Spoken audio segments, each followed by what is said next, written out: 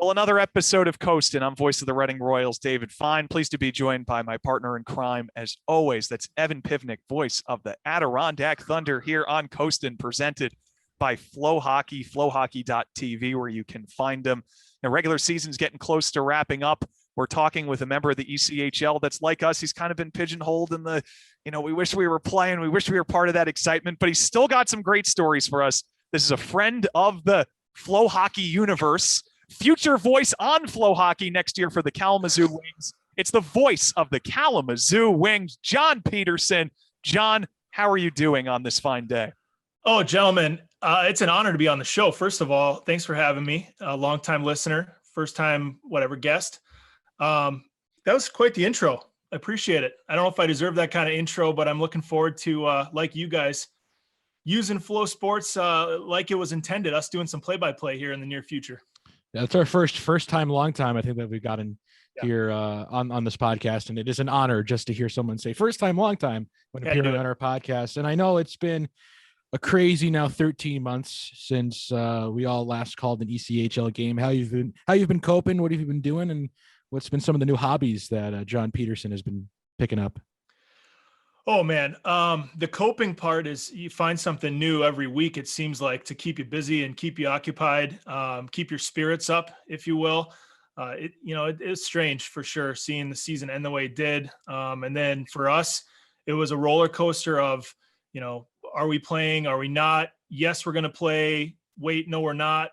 Things seem to change every day. So COVID kind of came in like a wrecking ball, so to speak, as we were finishing up last season. And then all of a sudden, here we are ready to play in 2021. And like a week before the final deadline, we found out that we were going to opt out. So Michigan is kind of strange. Like you guys in New York, I know for sure, I'm not sure about New Jersey, or Philadelphia area. But Michigan has been pretty strict on crowd restrictions. So we were kind of up against the 8 ball a little bit there. And for me personally, man, there was a period of time where I didn't even want to watch sports. It was so weird. Sports didn't even really interest me for a while. And now I'm back on the train of, I'm into it again. I'm hungry for sports, and I've watched sports that I didn't think that I was even interested in anymore. I've watched a lot of golf, which I love playing golf, but on TV, it's a little bit different. I'm back into basketball again. Loved college basketball following the tournament, watching a little bit of NBA, which is the first time in like 6 years. And of course, hockey. I've caught quite a few NHL games, and I was big into the Frozen Four. So, Go ahead. I was just going to say, it's weird because, now you're so used to having your schedule when you broadcast hockey overlap a lot of the winter sports. It's weird to sit back on a Saturday night and be able to watch other sports and kind of follow along rather than scrolling on the bus after a game on the road on Twitter and seeing what went on that night. Yeah, I just remember a lot of the bus trips everywhere I've been in my career. We just sit there and watch NHL on the fly every single bus trip. So we'd watch the same highlights for like 3 hours straight. They recycle the program every half hour or whatever it is, every hour. So we'd watch the same highlights over and over again. But that was the extent of our NHL content. I mean, we never got to watch games live, it seemed like, when we were in season. And then for basketball, it was more just an itch, I guess, from, working in professional hockey for the last 6 years. I just didn't watch any basketball. It didn't interest me anymore. And it wasn't something that I was very passionate about anymore. But I remember back in college, I was huge into the NCAA tournament. I would fill out like 20 brackets, try to get into as many pools as possible. And I got to bring that back a little bit this year. So that was exciting. Even baseball is something I'm getting back into again. I for a while there, I just didn't care. I think the Twins were so bad for so long, my hometown team, that now, they've had a couple decent years in a row. I'm interested again. Not to be that bandwagon guy, but yeah, it's strange for sure. You're a Minnesota guy. Is Michael Kadire a top 10 Minnesota Twin of all time? The hard-hitting questions. Oh man, I don't know. I mean, you have more Twins knowledge than I do. It seems like. I think when we first met, you rattled off like the first 30 Twins that came to your mind. I was so impressed. I didn't even know what to do. I couldn't believe Francisco Liriano and Christian Guzman and Johan Santana before he came to the Mets. Torrey Hunter, Kirby Puckett. Oh my God, I could keep on going here for Kirby. Denard Span. I like that Denard span when he was with the Twins. And then, of course, he goes to New York like every other player. Johan Santana goes to New York, different New York team. I don't know. To answer your question, Michael Kadire, probably not top 10. Great player. You know what? One of my favorite quotes from Michael Kadire, and he stole it from Harmon Killebrew, which everybody should know, whether you're a Twins fan or not, is the lesson he learned from Harmon Killebrew was when he signs his autographs for young fans, that to make it legible, so the fan would remember who it was that signed the autograph instead of just scribbling your autograph. Michael Kadire would always make sure it was legible, so you knew it was Michael Kadire's, so that young fan could remember 10 years down the road. I thought that was kind of cool, and he learned that from Harmon Killebrew. That sounds like a Darren Ravel tweet. Oh man, that's, you know what, it does actually. It does sound like something he would throw out there, one of his little tidbits. Yeah, and he posts all the cards with like the people who just like scribble like one line of something as an autograph. But I remember Michael Kadire when, obviously after his Twins days, he was on the 2015 New York Mets that went to the World Series, but lost to the Royals. But they still went to the World Series, and that was one of the highlights of my life. And I just, thank you, Minnesota Twins, for making him the person that he is to help the Mets get to that standpoint and almost have one of the best moments of my life. You guys are East Coast guys. I mean, over under number of Twins that went east to the Yankees, the Mets, the Red Sox. I mean, I'm talking David Ortiz and Johan Santana, and Michael Kadire was there at one point, and Denard Span, and seems like everybody makes their way to one of those three teams from Minnesota. I think Minnesota's just too nice, man. They're like, I need to get away. That's probably what it is.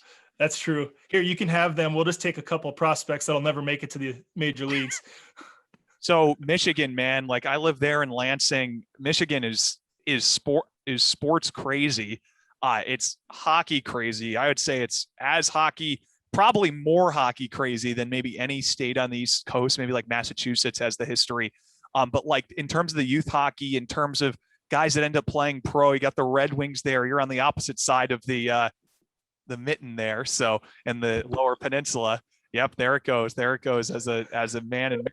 So you've been there for like 2 years. So what are your impressions about not only the people of Kalamazoo, but how crazy are people there for Wings hockey, for any hockey, for all sports? It was probably the easiest transition of my career. And I've been very fortunate to be in a lot of great places. I was treated well in Evansville.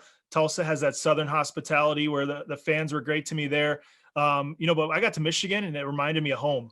Everything about Michigan reminded me of Minnesota, the people, that Minnesota nice. I mean, there's a lot of that here. The passion for hockey, there's a ton of that here, in sports in general.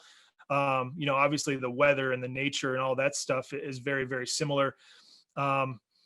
It was a smooth transition for me. It was kind of like an asylum of that safety net. Here, I'm back in the Midwest again. It's where I grew up for 25 plus years. Now I'm back, and I've loved every minute of it. That history is another thing I'm nerdy about too, not just world history and US history, but sports history. So to be a part of a team that's been around for almost 50 years, that's a big deal too. I mean, you learn so much every day, or just talking to alumni and fans that have been season ticket holders since day one, since 20 years before I was born. Not 20 years, but I'm older than I give myself credit for, I guess. But yeah, 10 years before I was born, fans were season ticket holders of this team. I mean, that's pretty crazy to think about. And Kalamazoo has one of the coolest rinks, I think, in pro hockey. It's not the flashiest building in the world, but it's kind of those buildings when you walk in, like this is hockey. This is what people go in to see. It's a small venue. Everything's kind of close together and you're right on top of the action, but there's just something special about things that over at Wings Event Center. Yeah, I just remember coming here quite a bit. My first year in Evansville, we'd play Kalamazoo quite often. My first impression was, this is a professional rink. I mean, I'm used to the shiny Ford Center press box in Evansville, and some other places we'd go, the Huntington Center in Toledo. And here's this old building, and I don't think I appreciated the character of the building when I came here as a visitor. Even in Tulsa, we'd come up to Kalamazoo once a year. I don't think I appreciated the press box, and the view from the press box is maybe one of the best views in the league, and just the history of the building. And there's so much talk all the time about Toledo's ice being the best ice in the ECHL. And, it's definitely, got its qualities, but Kalamazoo's got some great ice too. And I got to give a shout out to our crew because we never seem to have any issues. Muted. Having the best ice in the league is certainly a prized competition. I've not been to Kalamazoo yet. It's like, of all the Royals have not traveled much, man. Like, we go to places in the north, but it feels like it's enough of a haul to get to anywhere else that we play because our closest opponent is 5 hours away. You're used to that maybe a little bit with Evansville. You're on because you're a good dude and you got good travel stories. I mean, come on, like let's not parse around this. You're a funny guy. You got good travel stories. We want to hear I don't even know, like something in Evansville, something crazy that happened. I'm not even gonna say the welcome to the pros moment. We'll save that one for later, but just like some crazy travel story from Evansville. I know I'm giving you time and keep on talking so you can start thinking of things. Just what do you got from Evansville, man? Then we'll go on to your next destination. Okay. I could write a book on my travel stories, and someday I might. I know a lot of us in this league, being in the minor leagues, that's part of it, and you sign up for it, right? So you grow to appreciate some of the travel, the bus trips, the uniqueness of what we go through that NHL teams and players and broadcasters don't necessarily go through. So, I've got a ton of stories. First off, before I get into Evansville, you mentioned you never came to Kalamazoo. Reading hasn't. I've never been to Reading in my 6 years. And here's the bad beat of the schedule, if you will, is we were supposed to come to Reading in the 2021 season. It was on the schedule, and then both teams opted out of the year. So that was canceled. We were supposed to go to Newfoundland at the end of last season before COVID hit, and I had never gone there. You guys in the North Division, I mean, you probably know all the restaurants by heart now, all the spots on George Street there. So I was pumped about that. That got canceled. And then, of course, our trip to Reading got canceled. Evansville. So first of all, getting used to sleeping on the floor as a rookie, that was tough. I was the youngest guy on our staff for the first, that was my rookie year in the ECHL. We had a long trip to, I want to say, Greenville, South Carolina, Atlanta, all the way across to Cincinnati. Back, it was just a crazy trip. We stopped in like 8 cities. Well, there was an ice storm on our way from Atlanta to Kalamazoo, maybe. We had to stop in Tennessee somewhere to scrape the ice off the windows and the satellite because the TV stopped working. And of course, all the guys were upset. Hey, the TV's not working on this 30-year-old bus that we're riding on through Tennessee. So we had 2 players hop up onto the bus, like climb up on the trailer, then on top of the bus, and they're sitting there adjusting the satellite. And I was like, this will go over really well if one of those guys slips and falls off the bus. That'll be a story that makes national news. So that was maybe the first Evansville story. But my last one, I guess, is we were out of the playoffs. We weren't even close. And so our last trip was in Allen, which was my first time in Allen. And it was a blast, the In-N-Out Burger across from the arena. Beautiful weather. We went to Top Golf. We went to a Rangers baseball game. We kind of enjoyed that last week. We had 3 games in 4 days. So we were just hanging out. After the last game, we all went out to a restaurant and we had the players fine tab that had been working throughout the year. And there was like $900 on that thing. So the whole team went out to a restaurant in Allen and we just ran up the tab till we used up that entire players fine fund. And then we didn't leave Allen until like 3:30 in the morning, but our bus driver was okay with it. So that was a good one. Yeah, there's a lot of those great stories, man, in Evansville. I mean, the players fine fun, and they got the staff involved in that one too. That's big time. We were fortunate, and the coaches were great. I mean, they knew the writing was on the wall because we had already announced we weren't coming back, and we were going to sit out a year and then try to start back up in Owensboro, and that was before the team went to Jacksonville. So not only were we missing the playoffs, a lot of the players were going to be free agents. Who knows if they were going to be able to find another job? Some were going to retire. The coaches didn't know where they were going to land, if they were going to coach again. So everybody was included, and it was really the kind of that family atmosphere of, hey, it's all over now. We don't know what's coming next for any of us. So we went to this restaurant. We got a couple of towers of beer, we bought a round of shots. Everybody stood up and gave a speech. It was pretty great.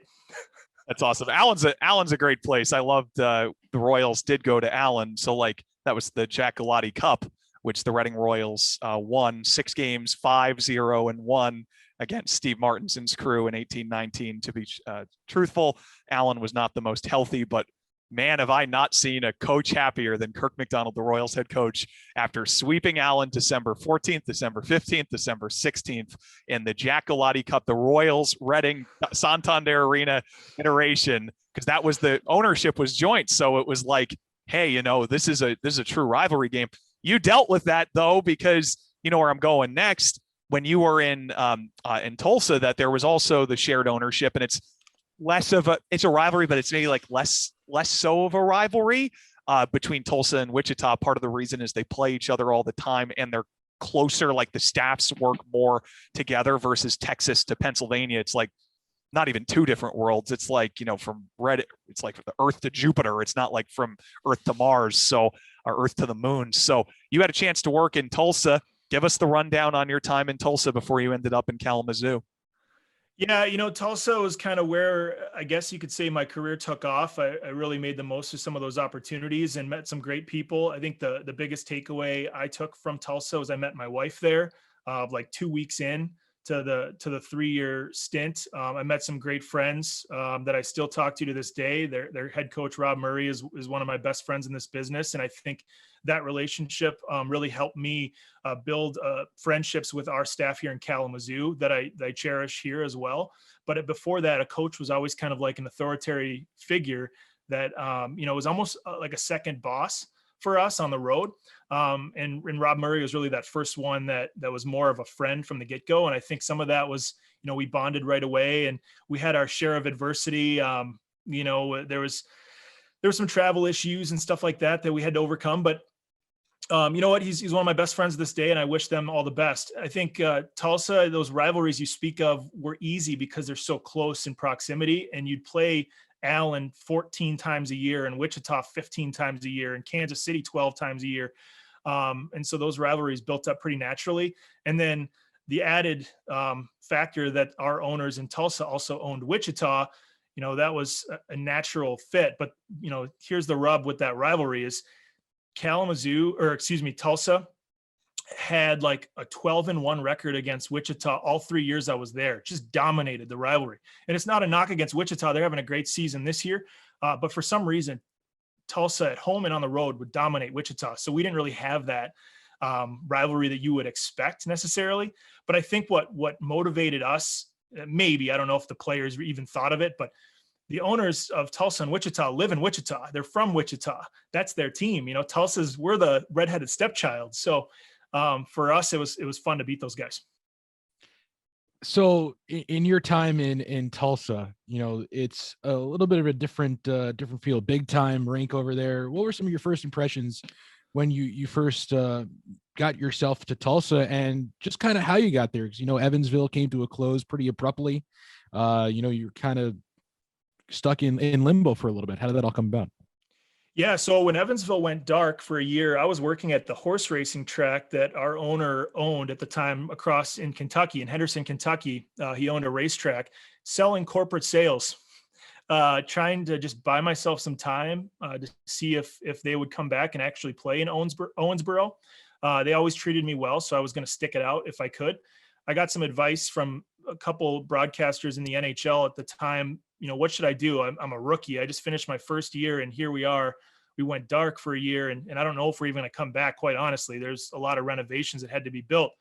They said, you got to find something and keep broadcasting and keep working on your craft. So Tulsa opened up. I reached out to Taylor Hall, the GM there, and the rest is history. It kind of worked out that way. And I swooped right into Tulsa, and it was like a whole new environment to get used to from the get-go, not just the front office, but the area. I didn't know what to expect. I'd never been there before. I think I'd driven through Tulsa once.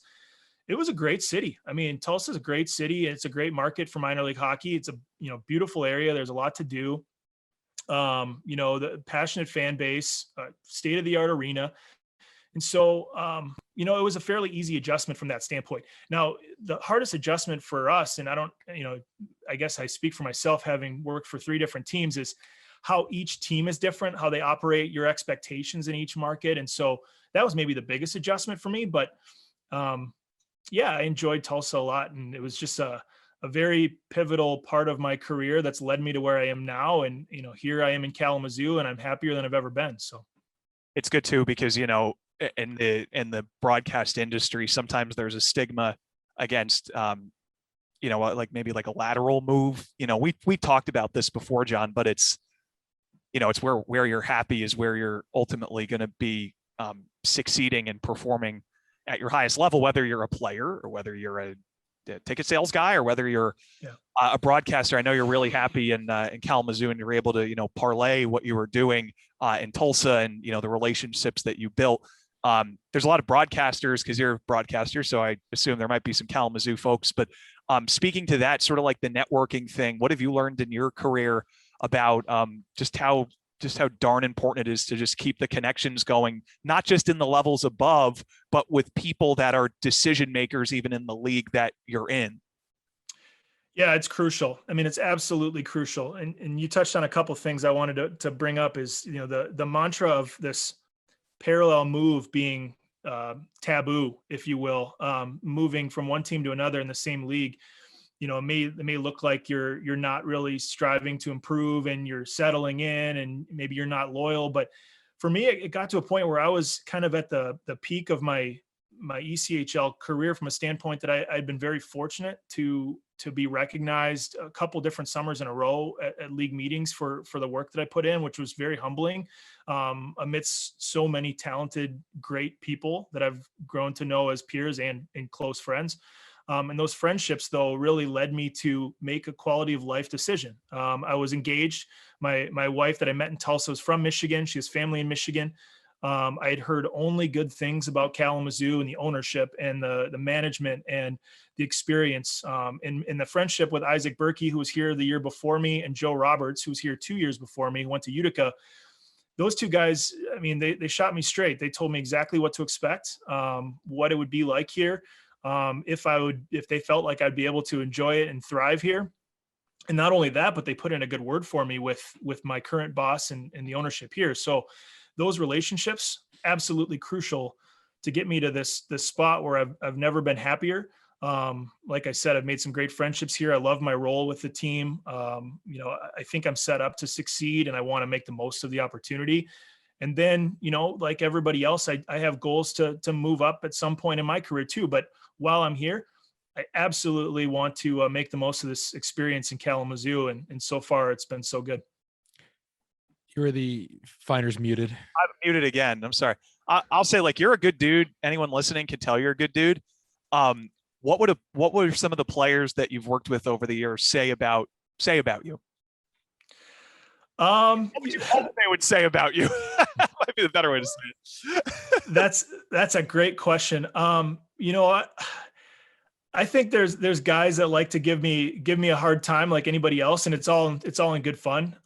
You know, we like to chirp each other, and I think until maybe my third or fourth year in this league, I was always so, I don't want to say shy, but I didn't know how to interact with that kind of what you've grown to expect in hockey. So I would just chirp right back, and we just go back and forth. Now on the air, I think what players would tell you is I've always got their back. I mean, we could have a player that throws the puck right up the middle, gives away a game-winning breakaway, 5 seconds left in the game for us to miss the playoffs.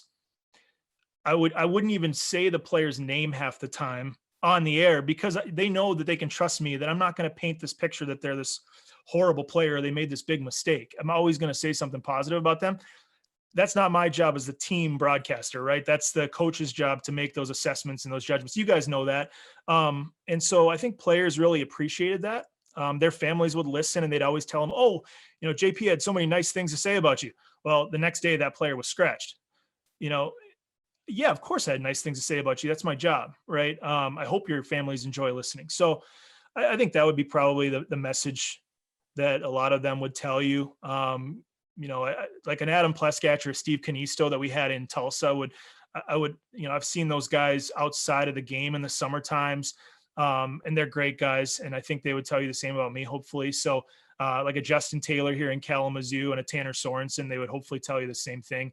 I'm genuine. I'll tell it like it is, but you know, I'm here to make them, you know, sound good or look good, I guess, in a way. But also our fans have to trust that I'm not lying to them either. So it's kind of that fine line you have to walk. 2018-19 was the year that you won Broadcaster of the Year in the ECHL at league meetings in Vegas. Feiner and I were each in attendance. Feiner showed up a little bit late to the award ceremony. Is that 2018-19? Yeah, it Yeah. was. It was 2018. Yeah. No, not the awards ceremony. I showed up a little bit late to the maybe the mixer. I was the a mixer, little late yeah. to the mixer because of things that were mixed. So yeah, go ahead, Pip. Yeah. Congratulations again, by the way, on that. I mean, that's just such a cool thing for you to be able to win and kind of take me through that. You know, you're there with your staff, as we all are, you know, with our team staff, and you know you're nominated for the award, and you know you see the people who you're nominated with, and you know we're all friends here in the business in this league. We're all kind of in it together, and it's one of those things where like, okay, anyone can win, and I'll be happy in this situation. And then they say, John Peterson, you win. What goes through your mind? You know, that was the biggest honor of my career. And like I said, I was very humbled, and I kind of get the chills talking about it now because, you know, for how tough 2020 was for a lot of people with the pandemic and, you know, not for us, you know, selfishly not playing or being out of it. 2018-19, especially the summer of 2019 was the best summer of my life. And I was very fortunate for a lot of reasons. I met with Kalamazoo 2 days before the awards show. And it was in Tulsa had approved, you know, yeah, you can meet with them if that's, you know, something you're interested in. And they were very gracious about that. But I had met with my future team while I was representing Tulsa at the league awards and at league meetings. And if you remember, Kalamazoo's GM, my boss now, Tony Daniels, now Tony Will, was the host of the award show.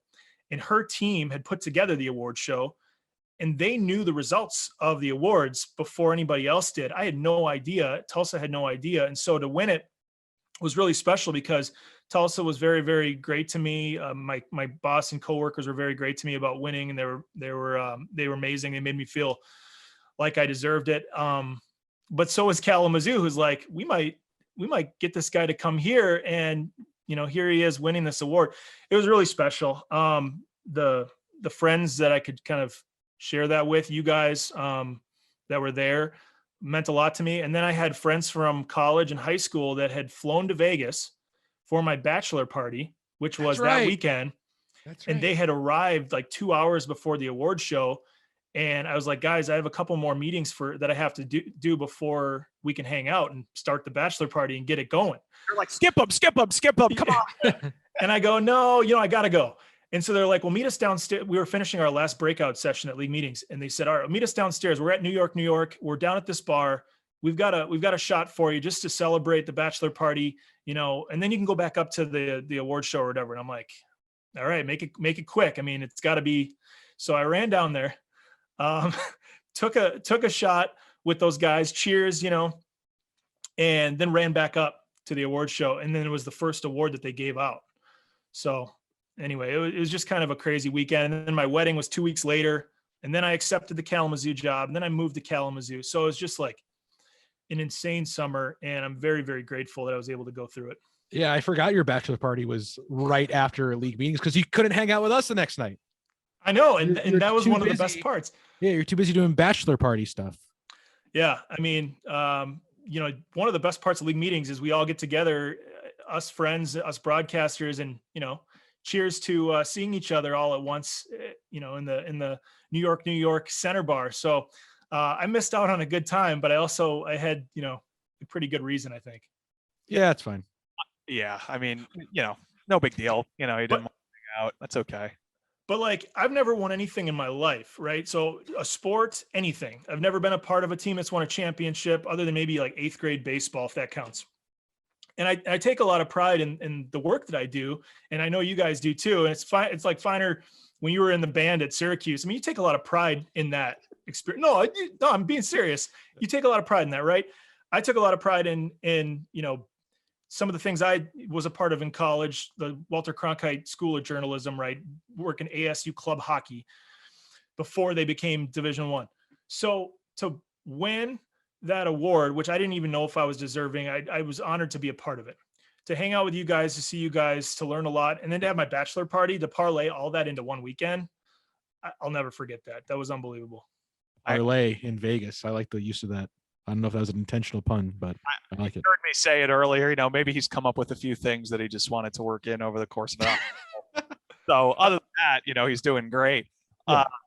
Petey, so one of our all three of us, very good mutual friends, he gets to travel around the Pacific Northwest and make videos and be like, this is what it's all about, man. This is what it's all about, sitting in the youth ring. Sightseeing with Fitz. Everett Fitzhugh is the voice of the Seattle Kraken.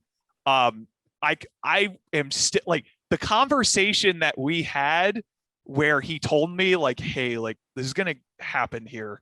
I couldn't believe it. Like, I still don't believe that, not just because he was working the ECHL, but I just felt so darn happy for Everett Fitzhugh to get the job in Seattle. So when did you figure it out? What was your first interaction with Fitz when he kind of let you know what was going on?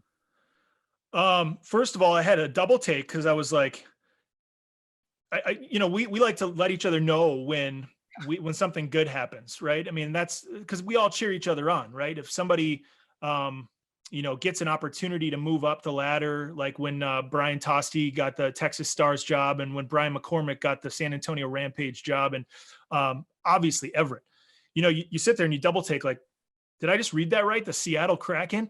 And I was so happy for him as a good friend and peer and somebody who's worked hard to get to where they are, and just a tremendous person. I think that's one thing that all of us would echo is Everett Fitzhugh is one of the best people you will meet. Just a genuine guy. So when I found out, I wanted it to be personal. So I reached out to him outside of our little chat just to congratulate him and to hear the whole story. I enjoyed reading the article in The Athletic that Ryan Clark wrote about how it all came to be, the interview process and how that all happened during the pandemic. I thought that was fascinating behind the scenes work. But I'm so happy for him. I want him to just knock it out of the park, and I know he will. He's doing a lot of cool content right now. So I told him if I come out to Seattle, again, my wife apparently has family everywhere, so she's got family in Seattle. We're going to come out and visit him and his fiance too, and visit with those guys and have them show us around the city. Yeah, I remember a few years ago, Fitzy and I were at Bowling Green Hockey Alumni Weekend. We were sitting at a Buffalo Wild Wings drinking, and it was before noon, because if you're with Everett Fitzhugh, man, you're good. Yeah, that's what happens. Yeah. He's also the first guy to text me when he got off the plane that same weekend in Vegas. And he's like, my flight just landed. It's 8:45 a.m. Meet me at the bar. I said, okay. Because it's Fitzy and you do whatever you want to hang out with him. You remember he turned to me and said, it's like, hey, I got some cool news. I'm going to be calling a preseason NHL game for Washington. I was like, that's awesome, man. That's really cool. Congratulations. He's like, yeah, I'm nervous about it. And then like 2 years later, now he's, same thing. He goes, yeah, you're not going to believe this. I was like, really? Try me. He goes, not going to believe that. And then I saw it again. I was like, dude, that's so awesome. And, like it gives everyone, like, as much as we root each other on and we cheer each other on because we do the same things, we want to see everyone succeed. It also makes like the drive and to be good a lot more, because it's like you're watching your friend live out their dream, which is also your dream too, calling games in the NHL. It's like, okay, I love Fitzy, but I want to do that too. So it makes your drive get ramped way higher, Oh, absolutely. I mean, like I had said, reading that article, I think in The Athletic about him getting the job, it brought so many different emotions to me as a friend of Fitzy, as a fan of the work that he does, and as somebody who strives to have that happen someday down the road in my career too. And I know you guys want to get to the NHL someday too. So to hear the story of how he interviewed with them and they gave him the tour around the city and wanted to make sure his fiance would be happy living there. I mean, how classy is that? That's awesome. I started to feel those emotions like, holy smokes, this is cool. Like this is really awesome. Because someday, hopefully that happens to us too, but in the here and now, it happens to one of our dear friends that, we're all fans of the work that he does. So, man, I'm excited to listen to their first game. I'm going to tune in one way, shape or form. I told him to text me a picture of the first meal he has on one of those charter flights, wherever they go. Cause I want him to make sure that he gets the most expensive or the nicest thing on the menu. Yeah. I remember I talked to, I spoke with Brendan Burke after his first year doing the Islanders, and I think he said something to me along the lines of, if you ever hear me complaining about traveling in the NHL, punch me in the face. It was something along, I'm paraphrasing, but that's what the beginning of it was. That's what the end of it was. And I don't want to hear a word of complaints coming out of Everett Fitzhugh's mouth about the about the lifestyle as an NHL broadcaster. The only thing I will say is that, the Pacific Northwest, you got to fly to Arizona when you're with the Islanders or the Devils, the Rangers. You got to go to Philly. You got to go to Boston. I mean, you're going like 200 miles away sometimes. Columbus is like, that's your far division travel. You know what I mean? Yeah, but you're on a charter plane with Wi-Fi and four-course meals. 30 minutes to get from New York to Boston on a plane, and they're flying, and you still get the 4-course meal probably. Let me tell you guys something. When we were in the playoffs in the Western Conference Finals, Tulsa versus Toledo, we bussed overnight 16 hours to Toledo, played a game, bussed overnight 16 hours back, played game 7. Before that, we played Idaho in the conference finals. We bussed 24 hours to Boise. And I mean, we're going through like states. I don't even know if I could list. And if you had me list the 50 states, I'm like, this state exists? No. 24 hours. And that's just part of the minor leagues. I mean, you kind of sign up for it in a way. So we're sitting there driving through Kansas and then Colorado and your old neck of the woods, fine in Nebraska, driving past the Sandhill Cranes, and whatever other animals you see on the side of the road. And here we are in Boise, and like all anybody wanted to do for the 16 to 18 hours before our first game in the playoffs was just nap the entire time, wake up and play the game. We didn't want morning skate, but went out there and won the game to take a 3-0 series lead. But you guys know travel. I mean, you guys, what's the worst bus trip you've taken? Piv has the worst flight story. I have a bad flight. Oh no. Goodness, I've been so fortunate in my career. Though I'll tell you the worst one. Now, this isn't even in pro hockey. It was the one that I forgot to tell when we had Doc Emmerich on the podcast. And like, after I told just a completely subpar story, Doc Emmerich, I'm like sitting there, but like listening to Doc being so amazed. And I'm like, I just told a terrible story after he told the most. So we were, it was my first year in the USHL, Tri-City. Normally it was the Wednesday, the day before Thanksgiving. Normally we would drive to Lincoln and drive back 2 hours back home, but we had to go to Muskegon, Michigan, which you are very familiar with, the next day, another 10 hours on the bus the next day. So instead of then going there and then back and then playing Friday in Muskegon, it didn't make any sense. So we stayed in Lincoln, the only time we ever stayed in Lincoln at whatever hotel we stayed at. We're backing out of the and it's Thanksgiving Day, so everybody's kind of like, 10 hours on the bus, this is going to be a rough one anyway. With the boys from Tri-City, we're backing out. First 2 months I'm with the team, and Bobo, the 17 year, now like 21 year bus driver with the Tri-City Storm, backs right into this huge tree branch, and you just hear shatter. And Brian Hawkinson, I think he played at Miami of Ohio, like a grinded out fourth line guy, originally from Colorado, on Tri-City, just goes, the window's still here, but only like half of it. And so like each bus has like those 2 layered windows. So the first layer, like the inside layer was good, but the outside layer, there was glass everywhere in the parking lot. And it's not safe you can't drive like that. So we had to go back an hour from Lincoln. Now you're halfway between Kearney and Lincoln. So you've gone an hour the wrong way. Not too bad, but you're adding 2 hours to the trip. We waited in this bus depot for like 2 hours or so, just for another bus to be like ready for us. It was a bus that had like a third less seats on the bus. So we're sitting there. It's Thanksgiving Day. Now it's like 11 in the morning. We still got now 11 hours ahead of us. We stop at like in one of those oases on Route 80 when you're going near Chicago, those like rest stops that are in the middle of the road there. They call them like an oasis, right? We stopped there. Nothing was open. We could not find anything. I went to the gas station and found like this cheap like pound cake got like 3 of them and had 3 of these little mini pound cake things for Thanksgiving dinner. We got to Muskegon by midnight, slept. I think morning skate was like somehow pushed back a couple hours. And then we played that night in Muskegon, Michigan, as the Fighting Andrei Svechnikovs thoroughly dominated us, and the Fighting Rem Pitlicks thoroughly dominated us. That's like the worst one day. You have 10 times worse stories than I do, to be complete. I've been pretty lucky, knock on wood. One more story.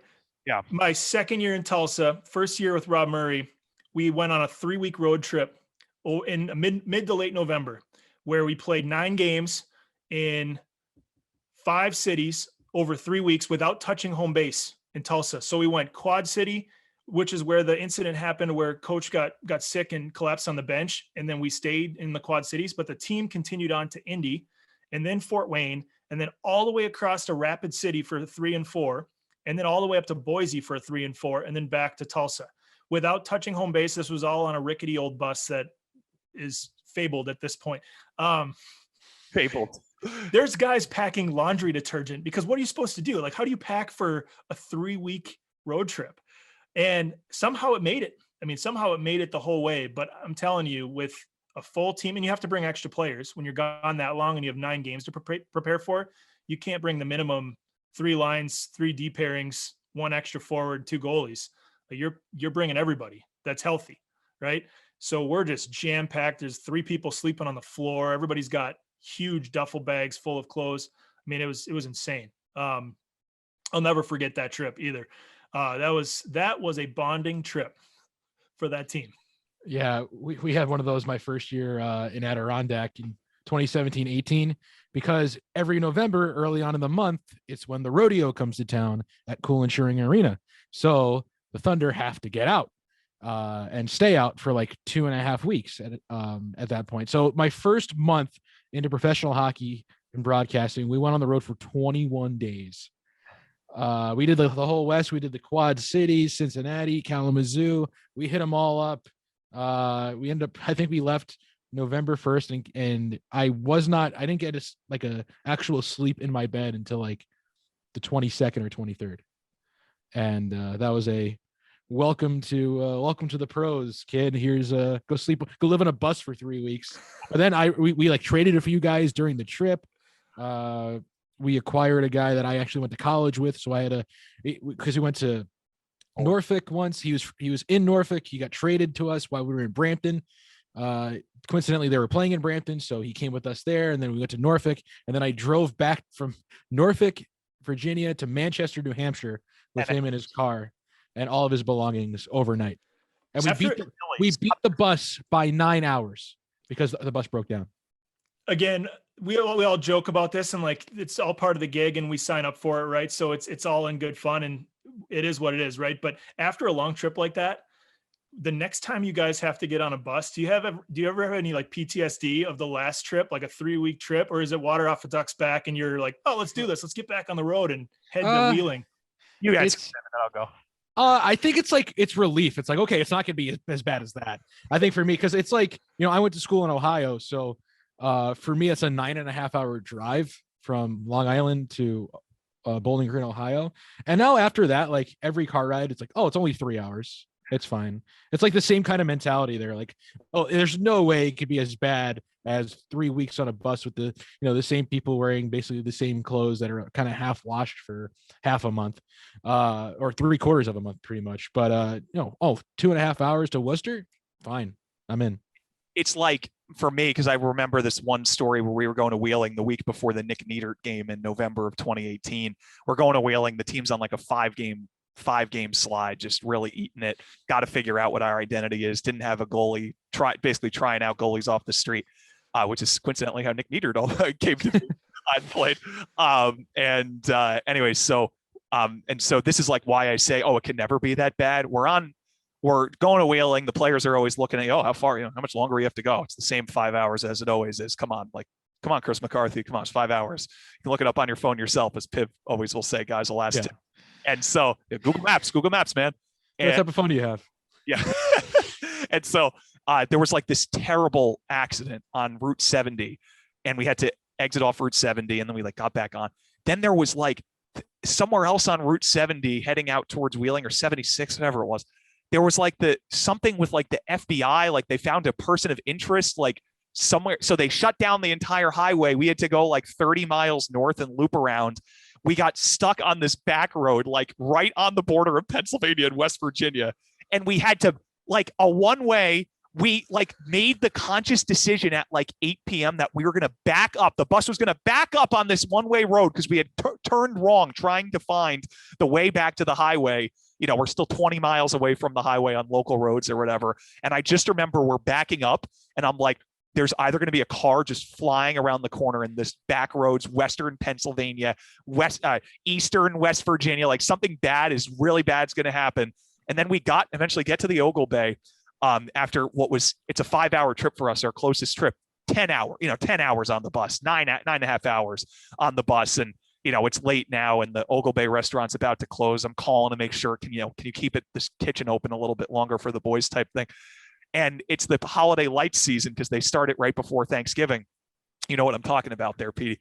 The Ogle Bay holiday lights. And there's like a line of cars, like a freaking mile long just to get by the Ogle Bay. So we're just inching along. We finally get to that fork where you can go see the holiday lights or you go left and you're going to the hotel. And we like this family of 4. I'm just looking through the window and they're like not moving. They're like enjoying looking and it's blocking us. We cannot get around this. I'm a New Jersey driver. If I was in my car, I'm honking and going around at 80 miles an hour in a parking lot, right? Yeah, right in the shoulder. Yeah. And K-Mac, Kirk, our head coach, he was just done.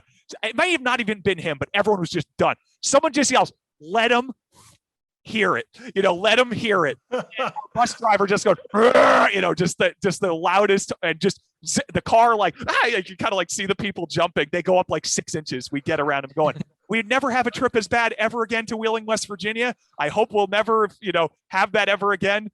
So I'll end up with Piv on this side. You think of the worst one and you have something to reference it from. Funny enough, actually, on that 21-day road trip, we went to Wheeling, and I remember I think we went from either Reading to Wheeling or Wheeling to Reading, one of the two. So we're on the bus. It's late at night. I'm looking at my phone to see where we're at. Okay, like 6 hours left or whatever it is until the drive. I go to sleep for a couple hours, wake up. We're 8 hours away. So what's going on? And like, I look up and Alex Lowe was our assistant coach or associate coach at the time. He's now our head coach. And he's at the bunk above me. And we're kind of looking at each other like, I think we're going the wrong way. And Aisha Visram, who is our trainer, now she's with the Ontario Reign.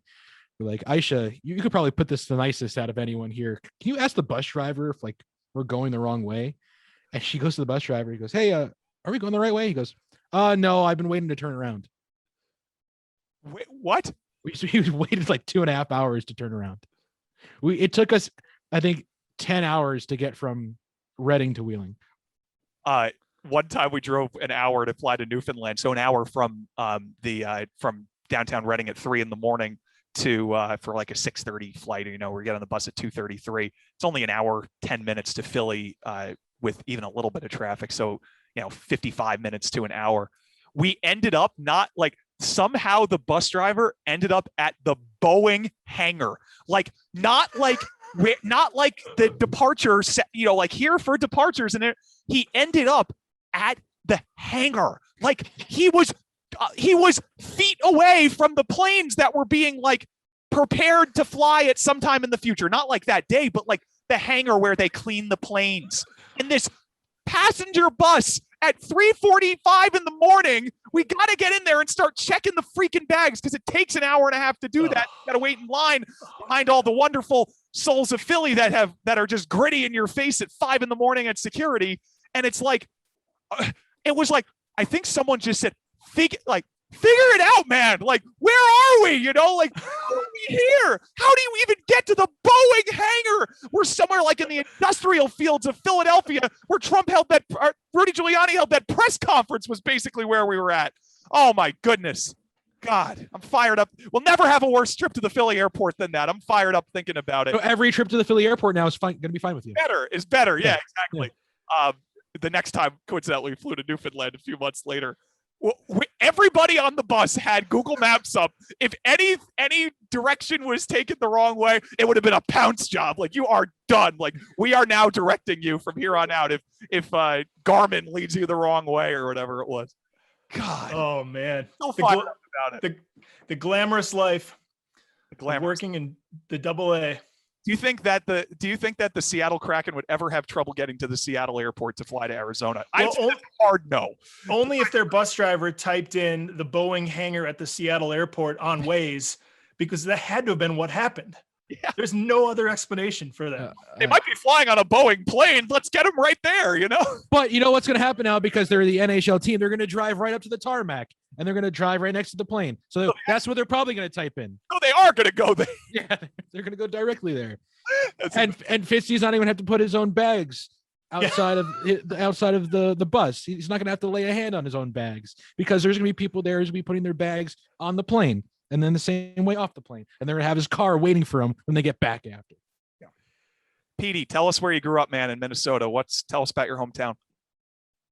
Grew up in Anoka, played hockey from the age of 3 or 4. My dad got me into it. That Ice is Nice program where you push the chairs on the ice.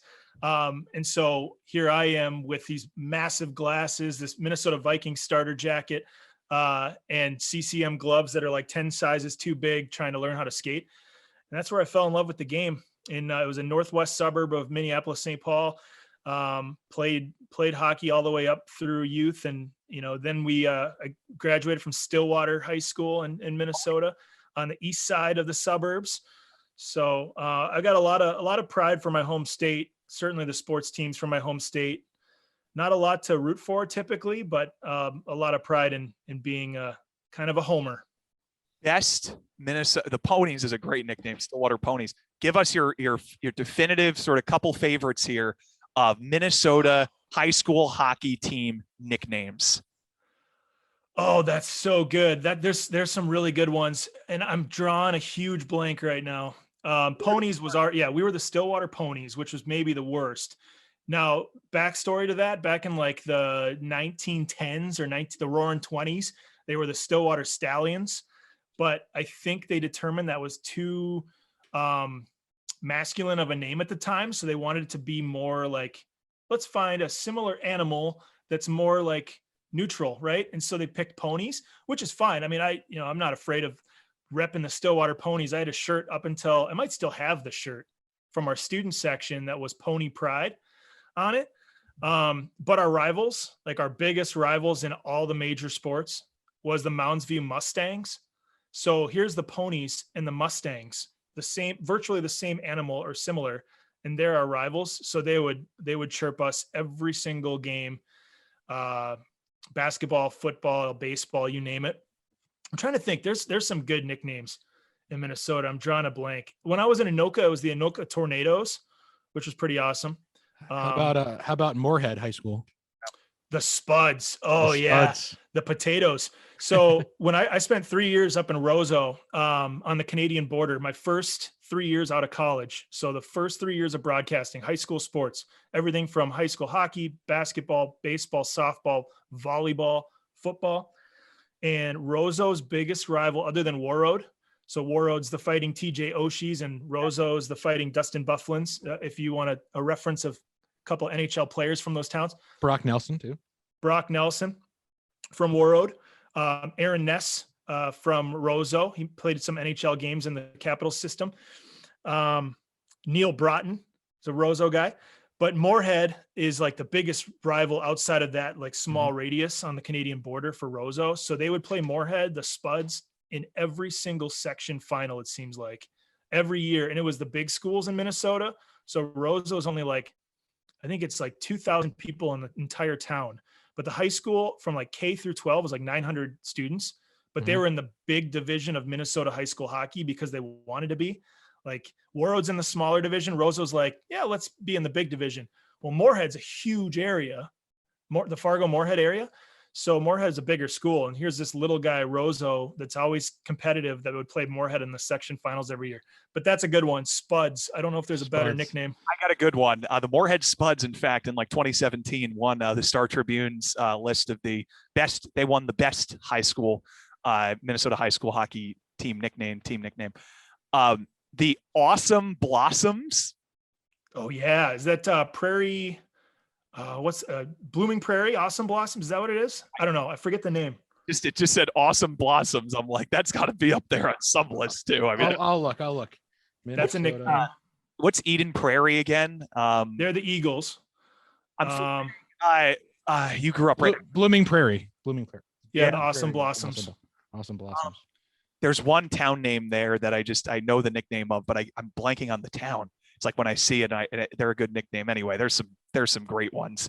It had to be pretty cool. I mean, you're growing up in the state of hockey too. So, I mean, I can't imagine that you're onto it from anything but growing up in the state of hockey.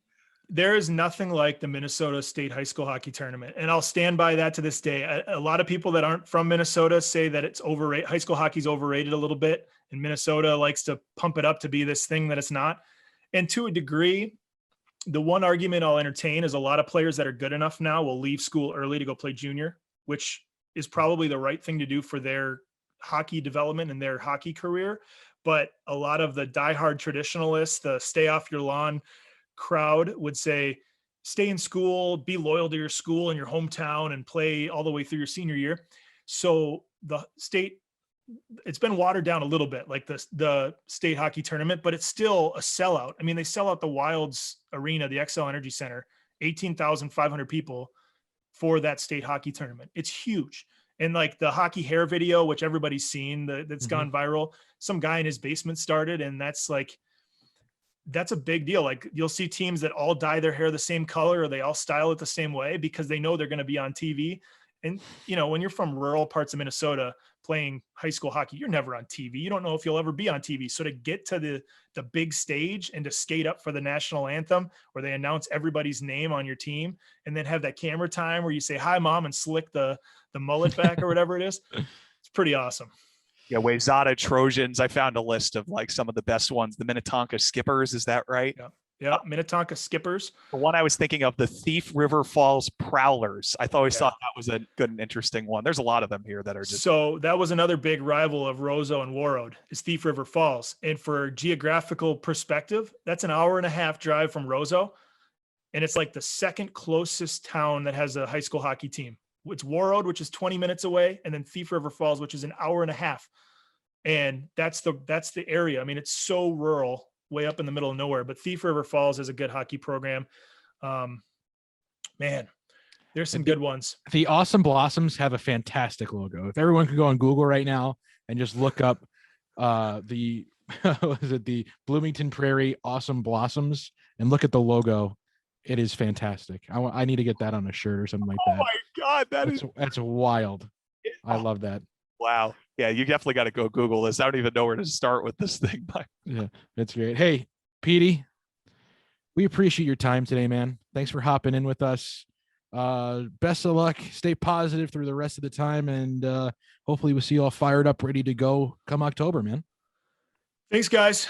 It was an honor to be a part of the show. I can't wait to get back to the rink. I probably still have some leftover pizza or something in the fridge from like 2 years ago from the last time I was there because we're all working from home. So if I do, then I'll throw that away.